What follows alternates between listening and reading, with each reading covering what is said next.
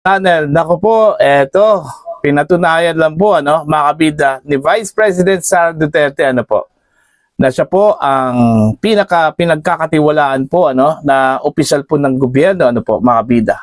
Matapos pong maglabas ng halos magkasunod po, ng latest survey po, mga kabida, itong dalawang pinakamalaking survey firms, ng bansa.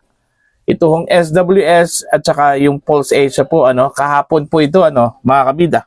Inilabas po nila ito hong trust rating at saka performance ratings po, ng mga opisyal po ng gobyerno, particular na po ito hong dalawang pinakamataas na opisyal po natin, President Bongbong Marcos at ito hong si Vice President Sara Duterte, Unahin po natin, himay-himayin po natin itong kanilang mga ratings po, mga kabida. Although dito sa social weather station, mga kabida, hindi pa po kompleto yung details po dito, okay? Babasahin ko lang po itong article po ng Batas PH, mga kabida.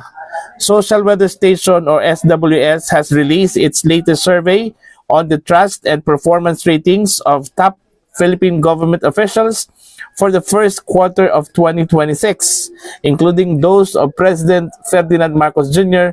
and Vice President Sara Duterte. The survey showed that VP Sara received a 55% approval rating from respondents. In contrast, Marcos obtained 36% approval rating. Meanwhile, Marcos recorded a 45% disapproval rating, significantly higher than the 27% disapproval rating of Duterte.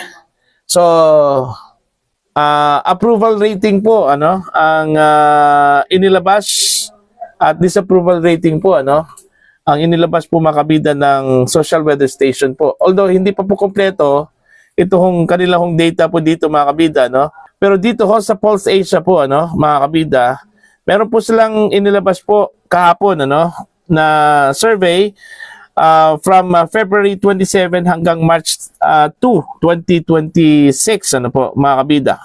Alright? Ito po, ang nakuha po, mga kabida, ni Pangulong Ferdinand Bongbong Marcos in terms of awareness po, of course, 100%. Okay? Approval rating po, mga kabida, 36%. While undecided po, nasa 18%. While yung kanyang disapproval rating po, mga kabida, dito, nasa 45%. Mas mataas pa po yung disapproval, kaysa approval rating po ni Pangulong Ferdinand Bongbong Marcos. Pero dito ho, kay Vice President Sara Duterte, magkaiba po. Alright? Awareness, 100%. Yung kanyang approval rating, nasa 56%. Halos magkapareho lang po, yung approval rating po ng SWS at saka itong Pulse Asia po, para ho kay Vice President Sara Duterte, While yung kanyang undecided po, mga kabida, 18%. Magkapareho po sila ni Pangulong Marcos. And then itong kanyang disapproval rating po ay maliit lang po, kumpara po kay PBBM, 27%, mga kabida. Now, ano po ang indikasyon ho dito, Okay? Nagpapatunay lang po ito, mga kabida, na si VP Sara po ay pinagkakatiwalaan po ng taong bayan kumpara po kay Pangulong Ferdinand Bongbong Marcos, Kung isasama po natin yung iba pang mga top officials po, like the Senate President, House Speaker, at saka yung Chief Justice po, mga kabida, syempre mababa po yung kanilang ratings, Pero dito lang po tayo mag-focus sa dalawang pinakamataas na opisyal po ng bansa, mga kabida.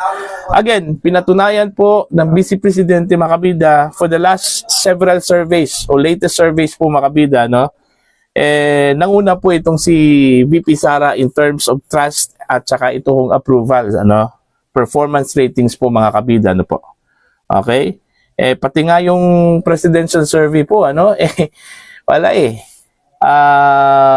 ang layo po ang lamang ng Vice Presidente po, mga kabida. So it goes to show talaga na talagang pinoproject na po itong si Vice President Sara Duterte na susunod po na leader, dahil yung trust kasi, mga kabida, hindi ka pwedeng gustuhin po ng taong bayan, okay, para manguna o to lead the country, ano, kung walang tiwala po, ano, yung taong bayan po sa inyo. Okay? Now, dito ho sa dalawang mga top officials po natin, ano, napansin ko po mga kabida, for the last, I think, several surveys po, ano, mga kabida, nag-negative lahat itong si Pangulong Ferdinand Bongbong Marcos, ano po, no? Kasi po, mas mataas pa po yung kanyang disapproval, eh. Okay? Yung distrust niya mga kabida, kumpara po sa trust and approval ratings po, ano? Ang sakit po. Ang sakit po, ano, mga kabida. Kahit po, palagi na pong sinasabi po ng kanyang mga spokespersons po mga kabida, dyan po sa Malacanang, ano, either kay Undersecretary Claire Castro or Secretary Dave Gomez, ano, mga kabida, na meron pong ginagawa po ang Pangulo, masipag po ang Pangulo, ano, mga kabida, okay, at umabot po sa point na sinisiraan na po nila si Vice President Sara Duterte, pero ang katotohanan po mga kabida, no, hindi po pwedeng mabaliktad po yung pagtingin po ng taong bayan po, ano, sa dalawang mga leaders. And since yung kanilang tiwala po, ano, kay Pangulong Marcos, napakababa po, ano, mga kabida. So it goes to show na hindi po sila kontento at hindi po sila nasiyahan po, ano, sa ginagawa po ng Pangulo po, mga kabida. Siguro baka may factors din yung mga tagapagsalita po niya, no? Kasi po, kung ano man po yung sasabihin po ng mga tagapagsalita po ng presidente po, mga kabida, magre-reflect po yan, ano, sa presidente, ano. Kagaya na lang po ni Jose Claire Castro. Yung kanyang panay topic po, mga kabida, every time meron pong press briefing, Duterte, ano. So, syempre, maiimber na talaga yung mga tao po, no? Na panay Duterte na lang po yung banat po ni Claire Castro, ano. Wala na pong iba. Dapat nga ipopromote po ng spokesperson po ng Malacanang yung mga ginagawa po ng Pangulo, ano po yung latest na ginawa po niya, no? Panay Duterte po yung banat po, ano, mga kabida. Kaya yun ang resulta. Marami nang nagsasabi na isa daw sa mga contributors nito kung si Jose Claire, ano, kaya daw bumaba itong trust rating at saka itong performance ratings po, ano, satisfaction rating po ng Pangulo, mga kabida. Dahil wala na po silang gana daw manood, eh. Lalo na po pag si Claire Castro po ang magsasalita po, ano, mga kabida. Kasi nakaka-imbyer na talaga, ano. Okay? Lalong-lalo na po sa mga Duterte supporters po, ano, mga kabida. So, yun po, no? Yun yung perception, hindi po yun sa akin, ano, mga kabida, ng mga netizens, ano po, laban ho dito kay Undersecretary Claire Castro po, mga kabida, ano po. Okay?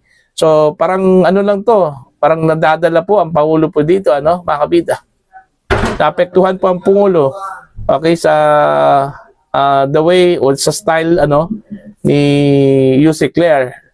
Okay? Kung naalala po ninyo yung sinabi po ni Attorney Edward Chico po, ano, mga kabida, kakaiba daw yung style po ni Attorney Claire, ano, bilang spokesperson. Sa halip po na to unite, nagkahati-hati daw, ano, mga kabida, yung mga Pilipino.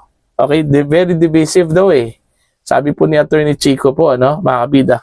So anyway, eto, meron kayang pag-asa pa po, ano, si Pangulong Marcos, ilang taon na lang ba natira? More than a year na lang po, ano, bago po siya bumaba po sa pwesto po, ano, mga kabida. May pagkakataon pa kaya, ano, na makarecover po ang Pangulo ho dito. Okay, sa kanyang trust at saka yung kanyang performance rating po, ano. Para sa akin, in terms of trust and performance, siguro meron pang pagkakataon po, ano. Okay? Ang Pangulo po, makabida, para makarecover po. Hindi man po napaka mataas yung magiging resulta po, ano, at least aangat po dito sa kasalukuyang ratings po niya, ano, mga kabida. Basta, eto lang po, kailangan po maging totoo po ang Pangulo, mga kabida. Okay? Ipakita po niya sa mga Pilipino na meron po siyang malasakit po, ano. Okay? Lalong-lalo na po ngayon na meron po tayong krisis po, ano, na kinakaharap po, mga kabida.